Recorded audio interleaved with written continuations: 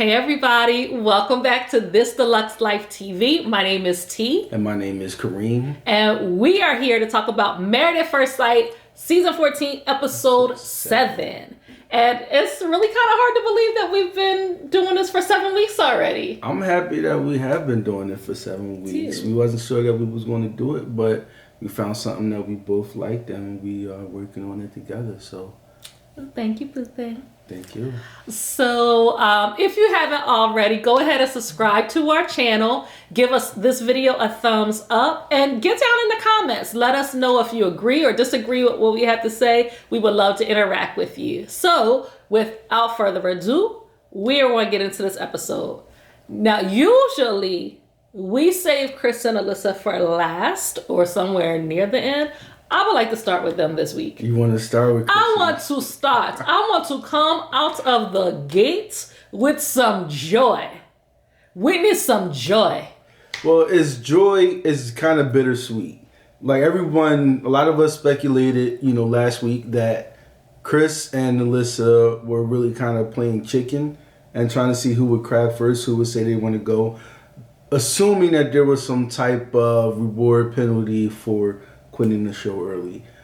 However, Chris said enough is enough. He said, this is my decision. Baby. Yeah, he took over. And I'm all the way here for it. And straight up, Pastor Cal looked like he was legitimately shocked. Yes. When he saw that. And it was funny because, who knows how many takes that they actually went through to actually get that part out. But the shock was real. And I think that was probably a one take right there. Yeah. Chris was like, let me just wait for them to throw it over to me because I'm going to take the ball and run. Yeah, and he scored the touchdown. But it was the proper comeuppance for him because he had really been getting dragged or drugged through the mud. He was really pulled through the murk on that. And Homegirl was, I think at some point she had resolved to just say she's going to act a fool and get what she wants no matter what. We did find out a few more details about their relationship. Well, actually, no, we didn't find out more. I don't feel like we found out more details about their relationship. We found out more details about her lying. Well, it was one or two more things for me, and really one thing in particular. Okay, what is that? Well, it was the fact that Chris has supported defund the police. That's not about their relationship. No, but it was another thing that she kind of hung up in the web of reasons why she didn't want to be with him. To me, that's still just like neither here nor there. Like this woman is really stalking his Instagram rather than talking to her husband. Yeah. Like you are really looking at his Instagram to find insights into him instead of having a conversation with him. If that was something that was really important to her, as she sat there and said to your mother, you know how important first responders are to me. And they are important. But if you really felt that way, you could have said to him when he's asking you, what can I do? What is this about? What do we need to come to terms with? Are you in or are you out? You could have gave that as one of your reasons to him. She continuously talks to everybody else except for him. Yeah, because we don't know whether or not him and her have had this conversation. Obviously, conversations are going on off camera or things that are not making it to the episodes. It doesn't sound like they're having it with him, though. But also, this would have been a good opportunity for her to actually have a conversation with someone who has his political beliefs and see exactly what he feels about it, because we also see in the episode his best friend is a police officer. And they are still best friends. So obviously he doesn't hate cops like a lot of people think that, And that's not even what defund the police means. It's not, but a lot of people, everybody thinks it's about. So in her mind, she immediately defaults to, what the first responders mean to me and blah, blah, blah. Well, he has a first responder best friend. Who is his best friend? Who obviously means a lot to him. Right. Thus and therefore, right. So look at that. You have something in common had you had a conversation. Exactly. You know what I mean? But she didn't. And what was really just like icing meat cake was when she sat there with her mama talking about, you don't see how he treats me.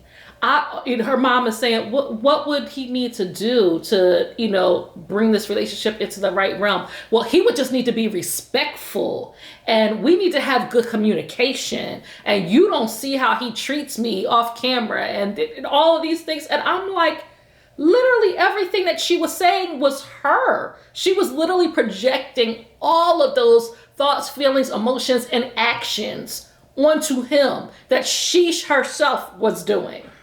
This is narcissistic behavior in so many ways. And it's funny because you would think that in reality shows, they edit the drama in and out. They make people seem worse. And I don't know, she's giving them a lot of true material to work with, because like just the repeated, as soon as the conversation doesn't go away, that repeated action of, you know what, I don't like this, I'm walking away. Mm-hmm. Because you can't win the conversation. Right. And it doesn't have to be a win-lose conversation. Exactly. You refuse to come to an understanding of what y'all are actually talking about. Right. Like you refuse to come to an understanding, and you also refuse any point of view that might end up proving you wrong. Exactly. And that's what it comes down to, because just like you said, anytime somebody directly asks her a question, well, what did you do to bring us onto the same page? When did we have these conversations? What did you say? I don't like where this is going. I'm not going to discuss this right now. I am walking away. Don't nobody care if you walk away. Go on and walk. I mean, go on and walk. And even Pastor Cal was like, listen, you want to do 4 weeks on, 4 weeks off with the apartment? That's not a marriage. Pastor Cal reiterated that whole, this is not single at first sight. And that's what she wanted. It's so crazy because at first sight, she's like, oh, I don't want to be married to him. But she went ahead with the marriage. And they did 7 episodes, and Chris gracefully bowed out. Bravo, Chris. Bravo. Shaking the table. We're excited for Chris. Yeah. So it sucks that we're not going to see him on the show any longer. I mean, well, we don't know. We don't know if we're going to see him on the show. I mean, I don't know. I mean, there may be other conversations that are had, like we have no idea. But what I am really happy for Chris is that he didn't continue to put the ball in her court. That he was just like, you know what? I'm done with this. Because she sat there and said, I'm willing to have a conversation. I'm willing to make it work. Let's just see where we go. Remember, she was saying all that to Pastor Cal. And Pastor Cal was like, turn to him and say it. She really couldn't even look him in the eye. She kept looking off to the sky, and, he heard all of that and was just like, no, thank you. And I appreciated that. Like the first time that she said, I'm willing to try, he was like, nope, but now I'm done. And I was really happy to see that, because Chris deserves the kudos for, saying, I'm not trying to go back and forth with you. I'm living my best life. It's like, I'm not going back and forth with you. And what I liked that he said on the way out the door, because she wouldn't even speak to him leaving. Like, she left her phone. She kind of snatched it and walked away and just acting really immature. But she's been doing that the whole time, so we're not surprised. Yeah. But I mean, even one thing just popped into my head. They could have even bonded over the fact that they both had rescue dogs. That's supposed to be so important to her. That was the first time that she heard that. But she tried to flip it into another reason why she didn't want to be married to him. Right. She's allergic to dogs. Not her dog, your dog. Right. I haven't even met your dog, but I'm allergic to yours too. And, not mine, because I've been around her so long. And, these dogs have long hairs. He was like, yeah, it's short hair. Well, never mind. They have dander. You know what I mean? She really was just like, and, Chris was like. And Chris was over enough. And the thing about it is he conducted himself as a true gentleman. Chris, our channel is small. You may not ever see this, but I am so appreciative of how you conducted yourself in a challenging situation. You treated a female like a lady, and I'm very happy that your home training shone through. You conducted yourself like a true gentleman, and you said that you now know even better what you want, and I pray you find it. Yeah. So, Shout out to Chris. Shout out to Chris.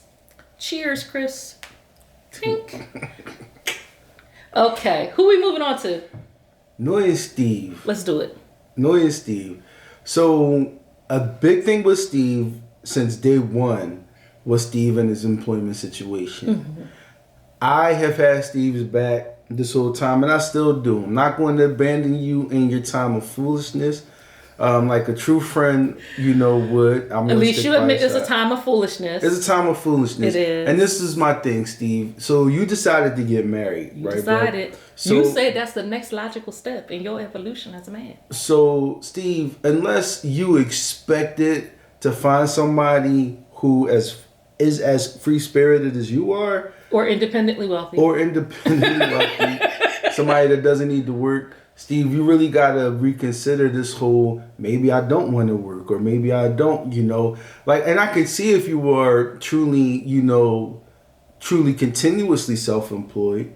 You seem to be periodically employed. Indeed. And if you're periodically employed, that money is not steadily coming in. No, it may not. I think it's too much to ask somebody to just suddenly adjust to that lifestyle. Indeed. Now, presumably and obviously she probably works, but what if y'all, want to stay together and expand your lives? Y'all both live in apartments. What if they want children? And you want children. So y'all both live in apartments, y'all want children. They both want children, which is another point of contention because she's fixed on 3. Mm-hmm. And we'll get to that in a minute though. So yeah, I'm skipping over things because the primary point that I'm talking about is that he thinks that he still should be able to be that free spirit that he's been, that vagabond, that the vagabond that he's been this whole time. And no, Steve, no, is you've made a commitment to somebody, and that person is not committed to that lifestyle the way you are. Mm-hmm. If she was, it's all good, bro, but she's not. And you shouldn't even expect that because I believe that type of person is a rarity. Indeed. And I really feel like, I don't know what he came into this expecting. What do you think it was? Because, he kept talking about, this is my next step. This is what I want. Even the worst situation, this is what I want for me to feel like I need to feel, for me to be fulfilled, da-da-da-da-da. You're not listening at all to what your spouse is saying that they want and they need. So was you just expecting that the experts was going to find you someone that just fits perfectly into the slot that you created for them, mm-hmm. Or was you actually trying to build with somebody, and that's the piece that he's missing. And what I've been saying, all along, Steve does not feel like he's trying to build with somebody. And I was under the assumption that the freelance work that he was doing was in his field, that he was previously working in. I thought that. Yeah, because he had actually already said that it was in a different field that he had. I missed that. Yeah. So I thought that he was still doing contract work in that field, therefore still making, a decent chunk of change, etc. And I even defended, as a former freelancer myself, I was freelancing in my field, you know what I mean? And, but he's talking about he doing photography and graphic design.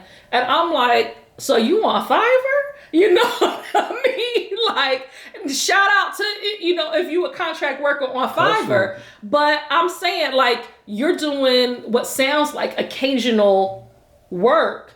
And unless you are the best graphic designer in the world, commanding the top dollar and able to live off the residuals of what you're creating for, 6 months or more at a time, sir. But nevertheless, I totally agree 1000% that, his perspective coming into this didn't seem to be the right perspective, because they even showed like his little confessional after that conversation. And Noy shared, her background. She said she had 2 shirts, when she was growing up, like those shirts, you know what I mean? Like, and was raised in a refugee camp, and, they had it tough for a period of time. We don't know when things changed for her family, but she clearly has strong and distinct memories of what it was like to not have stability, to struggle financially and all of those things. I mean, the woman was on the verge of tears, talking about it and sharing that with her husband. Unfortunately, she's, not afraid to share it, with him. Pastor Cal had to urge her to turn to him and say so. But even after all of that, he still goes into his confessional and says, I might have to rethink this marriage thing, because if I can't do what makes me happy work-wise, then what am I doing? And you know what? At that point, I kind of can't blame you, because this is married at first sight. In any case, even though it's a real marriage, it's still an experiment. It might not work out for them. I mean, that's true, but he should have thought about that before he went into this. He way too old. What is he, 35, 36? Something like that. He's way too old to just to think, that it would be that easy. Right. And not that people can't, change their professional focus and things later on in life. That does happen. But you can't expect this stranger. You can't do that and go through this experiment at the same time and expect that everything's going to be hunky-dory. That's the part that I think that we're both saying, you didn't do that right. Yeah. So hopefully they're able to come to some type of agreement, because they do seem to be very aligned in other areas. Now, we didn't talk about the dog and the dog in the bed and all that kind of stuff that Noy wants. We didn't talk about him not wanting to pick up dog poop. All that kind of stuff. I get it, but look, you ain't put dogs on your deal breaker list. The kids. We forgot. Don't forget about the kids. Let's talk about the kids right quick. So she's saying she wants 3 children firm. He's like, but what if 2? What if 1? What if a child has special needs? And it takes the energy of 3. I actually totally agree with him, on this. And Pastor Cal was even sharing with Noy, you being so firm on that just because that was your image of what the perfect family in your family looked like, you need to be able to adjust here. Yeah, you definitely got to break away from that, because you're not talking about toys or play sets here. Right. You're talking about actual real people. Right. And you're talking about real life situations, like a real life scenario.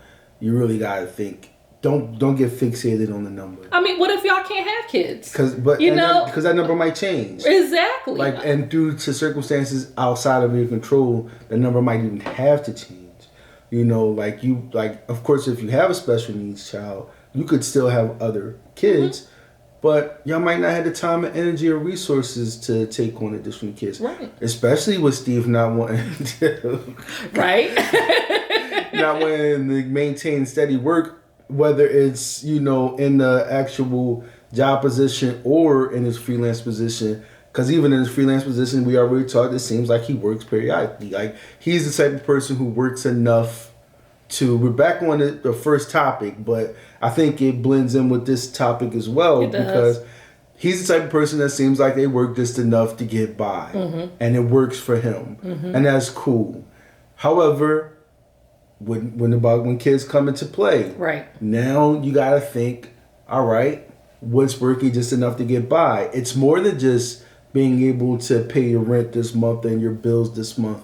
You got to be months ahead. 6 months and really years ahead, because if you're talking about children, you're talking about daycare, you're talking about educating children, you're talking about all of those things, which are really very expensive in this country. Yeah, so once that starts, Steve, you're going to have to be ready to take care of that financially, especially if it's a situation where Noah has to take off from work, and who knows how the maternity leave situation works out for her.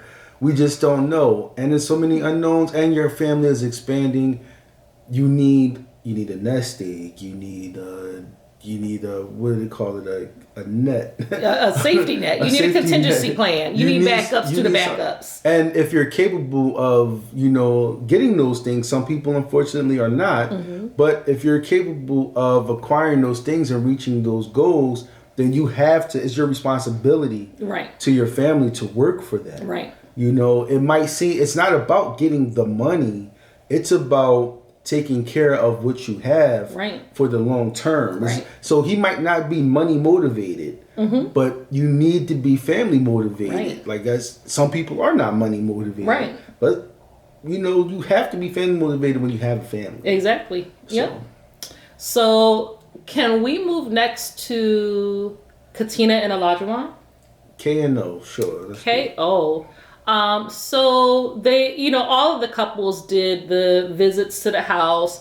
Katina visited Olajuwon's apartment. They didn't visit Katina's, did they? I don't think they did that this episode. Maybe next episode. They drag everything out on this show. But we definitely saw them visit Olajuwon's apartment. She didn't really like his decor. And, she is correct. His decor is very old woman. I'm wondering if he's renting the house, and if he's renting the house, it's probably going to... Probably can't change it, but so much. I mean, you could change curtains. That's true. He said they did the downstairs, all that kind of stuff. And like these are the types of cosmetic types of changes she was talking about. And then when he was talking about some $50,000 to change countertops, I was like, but he was like, yeah, do you know how expensive that is? And I was like, both of y'all are tripping. She was guessing. That's probably not something they actually thought about, or it might not be. But what I'm saying is, it actually is not that expensive. No, it's not. You know what I mean? Like, not even close. No. So that's the thing. Like, they probably just don't know how much that costs. They don't know. But, the point that I was trying to make is that he's very resistant to change. He didn't want to change his funky, ugly curtains. Yeah. You know what I mean? So don't nobody want to look at, coffee painted in old world style on the granny curtains with the valance and the thing that go across. No, this is not Green Acres. Please take those curtains down. So she definitely wanted a different type of thing. And he was definitely still back on this, but you're going to cook though, right? Yeah. And, and even when they moved into the apartment together, when you go on grocery shopping, and it's like, wait a minute, okay. I gotta admit, that kind of talk would make me uncomfortable if somebody was just assuming that I'm going to... Or expecting, not assuming, expecting. Expecting something that I'm not used to doing. Mm-hmm. If she cooked every day, then, you basically would be encouraging her to do something that she would already do. However, it doesn't seem like she's like 100% down with that. No. And she's making a promise, and I think she should not have done this, but she promised to, comply with his request. She said she promised to put her best foot forward. Well, she said, I will promise you my best. Okay. So that is setting an expectation that she is going to try to comply. She's going to try. So, hopefully he can accept that. Yeah, I mean, she definitely seems like she likes him, that she doesn't want to cause or be involved in an argument or a disagreement. She definitely, looks like this is not my cup of tea, but I understand that he feels very strongly about it. And, I am willing to try, Because it comes off like because he's saying stuff like, I got a wife now. I can't be, eating out every day. Like, hold on. Can I tell y'all, there have been some times in my work life where I am like working around the clock, and if it wasn't for my husband feeding me, I would not eat. Like, that is the truth. Like, remember before we moved, like those months that I was doing all that crazy amount of work, if it wasn't for Kareem feeding me, making me food or buying me food, I nor him would have any food. I would have eaten. I would have found something. Well, I mean, but you're not gonna do for you and I do for me. No. You know what I mean? Yeah, like, he wasn't like, hey, I know you've already worked 15 hours today, but where that dinner at though? But, you know what I mean? You know what? This goes back to when we were going through the premarital counseling. Mm-hmm. And Pastor John posed, in the counseling book, it posed, and the pastor, actually said and asked the question, to me, you come home and dinner's not ready. What do you do? I said, I'll probably roll up my sleeves and start cooking. If she hasn't cooked dinner, it's probably a reason why. She works too. Even if she's not working, even if you're not working a 9-to-5 job, you always have some sort of income coming in because of your freelance. You know, so I'm thinking, well, she's probably tired. So, And here's the thing, like, I think in many ways, Kareem and I are very traditional, but we definitely cross across because, number one, we like to, we want to, and we want to be helpful to the other person, you know? And that's the thing that I feel like Olajuwon is missing. Like, he's expecting what he's supposed to get as a married man, but he hasn't talked about anything that he's going to be giving other than pushing her in ways that she don't want to be pushed. Yeah, that's the only thing that he seems to want to offer, you know. And I'm pretty sure when it comes down to doing some of the tasks, like, he doesn't expect her, he's not asking for her to be a housekeeper, so to speak. Hopefully he, you know, will learn how to, or knows how to clean up after himself. House didn't look dirty. It was tacky, but it wasn't dirty. You know at least not what we saw, right? At least not what we saw. So hopefully he's expecting to do that. However, I do think that him just saying, now that I got a wife, I'm going to get a hot meal, a home-cooked meal every day, I think that's a bit much. Maybe not every day, bro, but, you know, maybe when she feels like cooking. Right. Because she probably has a job, too. And she does. And so if they both work for the state. So if she has a job, she goes to work and she works 9 to 5. Now she got to come home to you. And what is your job? To just come home and eat? So now I got to work that out a little better. Right. And this is really funny because I'm not talking about masculine, feminine traits. I'm just talking about contributing to a house. Mm-hmm. Like, we don't live in a society where one person can go out and work anymore. Now 2 people go out and work.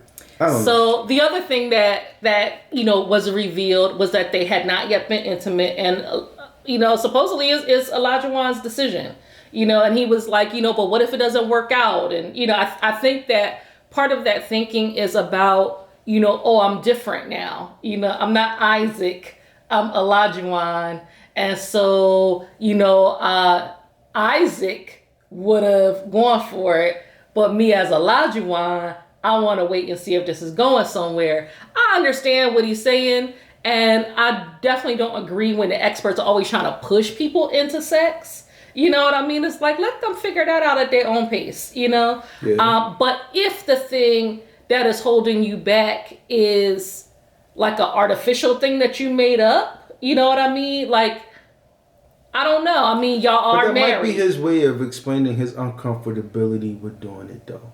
And if so, that's cool. Like we said before with, what's the guy, last season, the guy Chris, was that his name? Who are you talking about? The guy that wouldn't sleep with his wife. I don't even remember these people no more. Oh, Ryan. Yeah. Mm-hmm. Homie that wouldn't sleep with Ryan and Clara, but then they really were sleeping together. They just didn't want it on camera that they was. So, we no matter what the case is, he don't owe anybody his body if he don't want to get it up. Definitely not. And I wasn't suggesting that. What I'm saying is just a mental, emotional thing. You know, if your reason is, what if it doesn't work out? Like, literally, y'all could make it through the decision day, decide that you're going to stay married, and 4 months later, it doesn't work out. 10 years later, it doesn't work out. You know what I mean? There's always the what if part. Now, if what you're really saying is, I would like to get to know her better, you know, before we take that step, then, you know, I mean, that's valid. But really, I feel all of it's valid because they are them and I am me. You know what I mean? Like, I can't tell you what to do, especially not in no bedroom. That is not my business like that. It's just happened to be my job to talk about you. So, so I'm just going to share a little bit of thought there. But I don't like when the experts try to kind of push people into, you know, sex when they're not ready for that. They want the sauce. They want the saucy content. You know, it's all about the content with them. So who's next on the... We are going to talk about Jasmina and Michael. Jasmina and Michael. Michael, what is wrong with you, dog? Like, I told you. Like, yeah. Michael's tripping. I don't know. Did I say Michael was my boy? You did. I didn't. Did you said my man. You said it many times. I mean, but did I say he was like my? Did I mean it like my man Michael, or did I mean like my man's and them Michael? Like, no, not my man's and them. All right, definitely not my man's and them. Olajuwon and Olajuwon. You said my main man. Olajuwon and Steve. They my man's and them, right? Now, Mike not my man. You said Olajuwon, my main man. Olajuwon, my main man. Because my mans in them is just like, kind of like, No, my mans in them is like my mans in them. Like, that's my mans. Okay. You know what I'm saying? Like, so Olajuwon, my mans, and Steve is in them. You know what I'm saying? Like, okay. All right? Okay. So yeah, Olajuwon, Steve, that's my mans in them. Okay. Now, where does Chris fall into this? Chris is my guy. Oh, okay. In the hierarchy. Yeah. He's my mans and them and my he's a guy? more respectable. Or my guy. Like, this is my man's and this is my guy. Chris like, is a more equal? respectable. Chris is like, he's more than just my mans and them. Okay, so he's a level above. He's a level above. Okay, where is MTS? Mark the Shark is on the level with Michael. Okay. Mark the Shark is on the level with Michael. I'm sorry. Okay. Marky Shark is kind of losing me a little bit, and probably for reasons that are beyond his control, because it's just my disagreeing with how he's doing things. Okay. Well, we're gonna get to them in a minute. So yeah, we're talking about Michael and Jasmina. So, do you lie like a rug? Like a rug.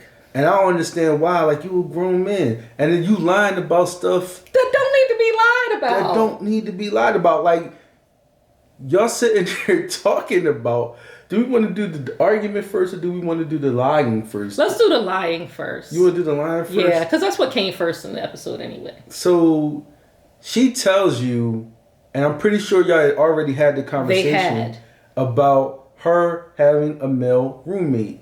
But did she say she's never lived with a guy, right? She's never lived with a romantic partner. Correct. But she does have a male roommate. Mm-hmm. She asked him straight up, and they played it back. She asked him straight up, have you ever lived with a woman? And he said no. He said no, never.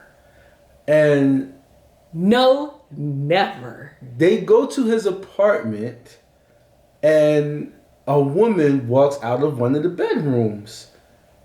And I'm pretty sure she doesn't just walk out and walk back in. They don't show her on camera. She's not a part of the show. But I'm pretty sure she doesn't walk out and walk back in. There's probably some conversation of what's going on. It's her house. She got it right there, know what's going on. Or she, it seemed like she kind of walked through a little bit. She probably just walked through. But it doesn't seem like there was conversation because, they're filming. So, you know what I mean? So, woman lives there. And Jasmina was like, who's that? Is that your roommate? And he like, yeah. Lo and behold, this is one of two women that he lives with. Why are you lying? Sir, he said no, never. What do you have to hide? And I think he's probably an habitual liar.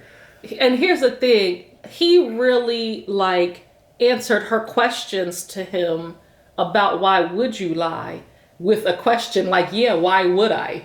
What am I trying to gain from that? What are you trying to gain from that, sir? You know what I mean? Like, you literally, if you had not said this to her in the last 8 or 9 days, you literally had the opening to say to her right then and there, when she said, have you ever lived with a woman? You could have said, well, I know you live with a guy. I actually have 2 female roommates. So I have lived with women before, but I haven't lived with a romantic partner.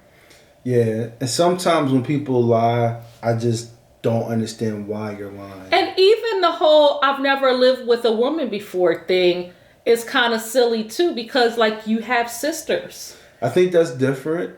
That's family. Like, you grow up with your family. But, yes, but I think that's still part of the conversation.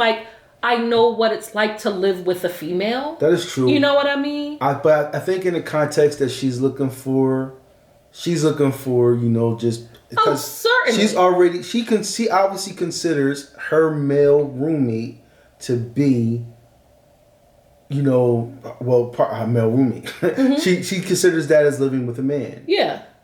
So and she had already stated this. And she told him wedding day. They were sitting at the table. And she said, that's my best friend and also my roommate. So she already considers this. And any rational human being is going to accept and receive and acknowledge the context at which she considers this as living with a person of the opposite sex. He could have told her right then and there. But, maybe she didn't ask him. But even if she didn't, you make a conversation. That's one more thing that y'all have in common. And he might not have been forthcoming with the information. I don't blame him for not being forthcoming with it. I do. You're married. But I don't think that's deceptive. However, because to me, that's lying by omission. No, it is, because he would have nothing to hide. It doesn't matter. It might not occur to him that she needs to know that information. Why wouldn't she? Because she didn't ask him a question. When she asked him a question and he deliberately intentionally stated no, that's when he was clearly being deceptive about the fact that he lives with two women. That's true. But he literally said, it has never come up. We know that at least twice on camera it's come up. It's probably come up even more times than that. And I'm counting the time where she straight up asked him. I because understand. She's looking for that information. I understand. Lied. I understand. But for him to say it's never come up is also a lie. That is, why would you not share when the person you just met, who you are trying to find common ground with, trying to bond with, says to you that they has a roommate of the opposite sex? You could have said, oh, me too. You know what I mean? Like, why wouldn't you? And so, okay, you didn't then. I'm sure it's come up at some other times, and you didn't then. And then she asked you outright, and you don't then either? But I don't think the first part is being deceptive, because sometimes it just doesn't occur to you that you need to share pieces of information. However, I'm 100% on board with the fact that he just blatantly lied. And that's weird, and I don't understand. Some people they habitually lie. They lie for no reason at all. They just, as soon as they hear something, I'm going to lie about it. Yeah. So, like it happens. So let's move on to the argument. So apparently, now I can see why Jasmina has kind of been frosty. Because from what she was saying to Pastor Cal in front of him, so she's not like talking in a confessional that he's not hearing what she's saying. She's saying, every time we have a disagreement, and we're not on camera, you are aggressive, you yell, I don't like your tone, you're condescending, all of those things. And, he said, now I feel like when I told you that's something that I have to work on, now you're using it against me. And then turned around and said, but I don't do that though. Number one, you do that. She has said that several times, and you didn't disagree to her face. You only disagreeing because Pastor Cal is sitting there. Number two, you just now admitted that you even said to her that that's something that you need to work on. Like, you just admitted that. And then you say, but I don't do it though. Which one is it, sir? Which one is it? Yeah, man, like, bro, you really don't need to lie this much. Like, I've never seen somebody just straight up, we've seen it. I'm sorry. I don't know where I was going with that. But it's totally unnecessary. It's unnecessary, and you dig yourself into a hole that way. Right. And you make this woman not trust you. Right. I think this is, I don't know, we doing predictions? We can. I think they could put, if I'm thinking rationally, I would not want to be with somebody that does that. I'm not saying he's a bad person per se. An habitual liar is not a pathological liar. He's not like a con artist of some sort. But or is he? That person is still dangerous. That person can still be toxic and dangerous, and all of those negative connotations that come with it. And I would not want to be with somebody. I am not your therapist. And as Pastor Cal said, I am not your enemy. And she's supposed to say that to him every time he gets loud or whatever. That's not fair to her. It's really not fair to her. Like, why are you putting her in a position where she has to be the one always like, I'm just going to take it and diffuse it. No, you need to learn how to treat me like a grown adult and like you're equal. And he doesn't know how to do that. He doesn't know how. Yeah. And, that's really distressing. And that was one of the things going back to previous conversations that we've had. He's not used to being in relationship with people where there is give and take. And I said that was going to be problematic. I said that it was going to be problematic that he needed to learn those things. Unfortunately, he's going to learn them with her and then have to figure out. So yeah, he's been, disrespectful. I definitely can see if she's telling the truth, I could definitely see how that's believable. I mean, obviously, we're not there. We don't know. But it seemed believable to me. And the other thing that, is like keep ringing in my ears, like when he kept talking about, I'm not used to being open, I'm not used to being vulnerable. You so used to being so closed off that you can't tell the truth about the truth. You know what I mean? It's one thing not sharing all of your thoughts, feelings, emotions, and all of that, but like you can't even tell the truth. And all of that, the predictions about her being somebody's test wife, I'm sorry. Like, I was like, yo, maybe he's going to be the one. Maybe he deserves the benefit of the doubt. And this episode, more so than the last couple of episodes where they started arguing, I'm just like, bro, because it was like 2 episodes ago when this whole thing started, where he felt disrespected by her cutting him off when she didn't cut him off. And we saw then his tendency to make up stuff in his head and get mad about it. Like, he invented a whole fictional scenario and then got mad about the scenario that he invented, which means he lies to himself. He doesn't just lie to other people. Mm-hmm. And yeah, says you better run. Like, I wouldn't be surprised if next week she'd be like, this is my decision. I am so happy that Kareem is agreeing with me about something. So, well, I'm happy that I agree with you too. Yay. Because you're cute. Thank you. You're cute too. So let's talk about Mock the Shock and Lindsey. Yeah. So a lot of people are going to say that Mark is probably going to give him, a lot of benefit of the doubt and leeway and play devil's advocate and so on and so forth. But do we have to? I think that I don't want to. I think that I'm more in line with Lindsey on this, on the way Mark acts. And this is another situation where it's off camera. There's probably a lot of stuff happening that we are not seeing. Right. So, and Lindsey is saying it. Just like Homegirl was saying that Jasmina was saying it. Mm-hmm. So Mark, number one, is going through a lot with this living situation. Mm-hmm. And the stuff that you don't have no control over.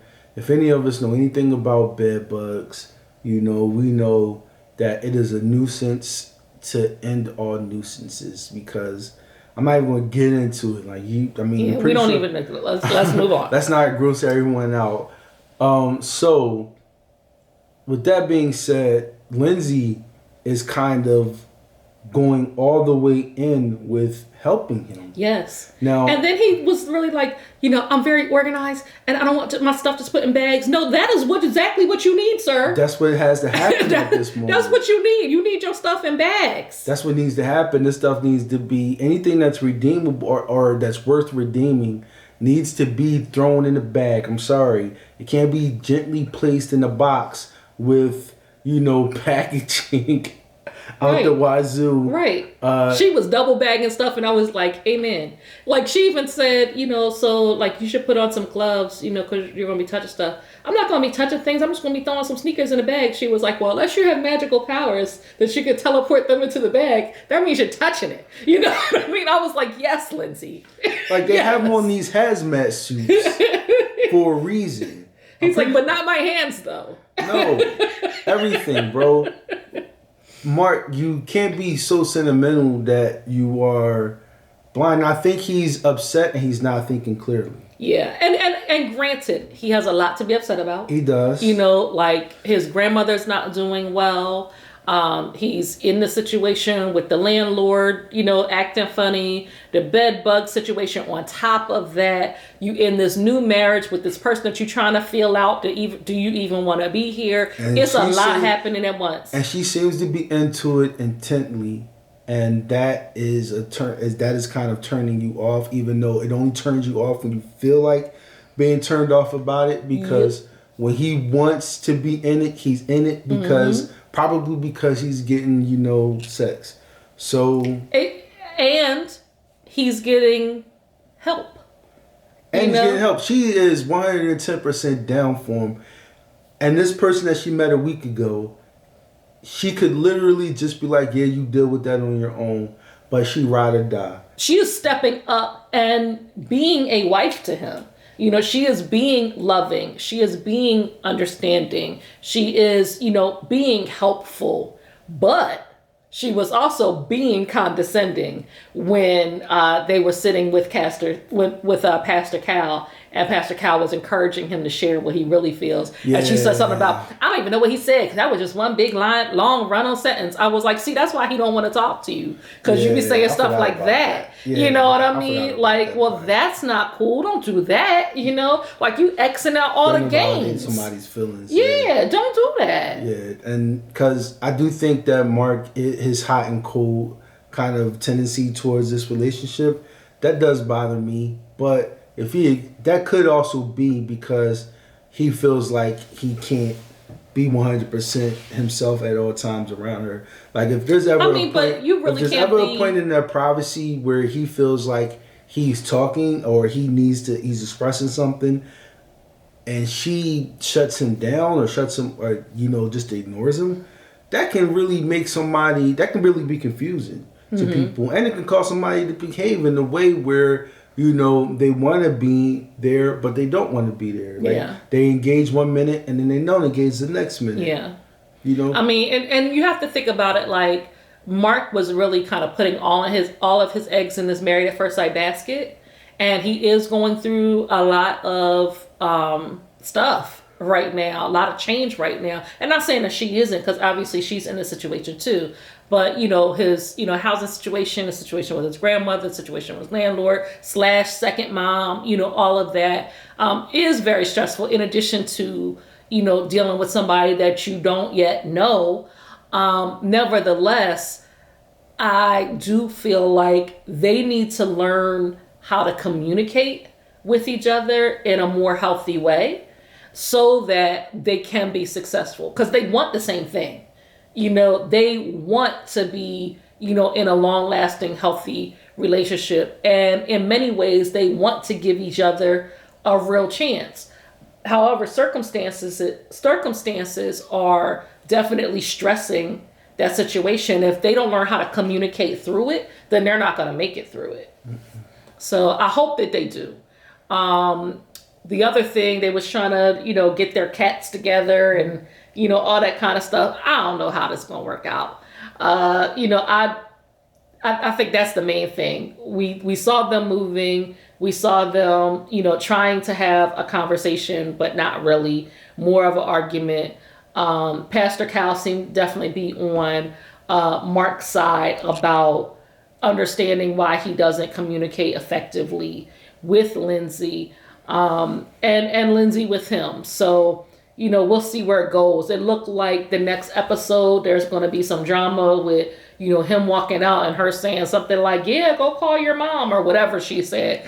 And him like, have another drink. I was like, ooh, I mean, like, well, and that could be a real problem for her, It seemed like it. The 3 bottles of wine on that plane. Yeah, that's a lot of wine. That's a lot of wine. And wine don't really got like a high alcohol content. It's high enough. I mean, it's high enough, but it's not like hard liquor high. So it probably took 3 bottles of wine for her to really feel it. I mean, if you a straight up alcoholic, then and maybe she is. I mean, maybe she is. We don't know. And if you think about it, she probably had to get up and go to the bathroom like 100 times. Like, that's a lot of wine. That's a lot of wine. Maybe she wasn't drinking the 3 bottles of wine to herself. You think she took them to the head? It seemed like it, because Mark seemed like he don't drink like that. Nah. So we know Olajuwon and Katina wasn't drinking with her. So Yeah. Yep. Yeah. That's that. I think we've gotten through all the couples. The key takeaway: stand up for yourself, stand up for what you believe, stand up for what you know. And hopefully that gets you to where you're trying to get in the long run. And shout out to Chris for standing up for himself and saying, this is my decision day. Go ahead, Chris, with your bad self. That it? Yep. Don't forget to like and subscribe, everybody. We really appreciate it. The channel is kind of growing. We've gained a few subscribers over the last couple of weeks. And definitely gotten a lot more views. So we're excited about that. Thank you guys for watching and tuning in. We really appreciate y'all. Have a good night. Goodbye. Peace.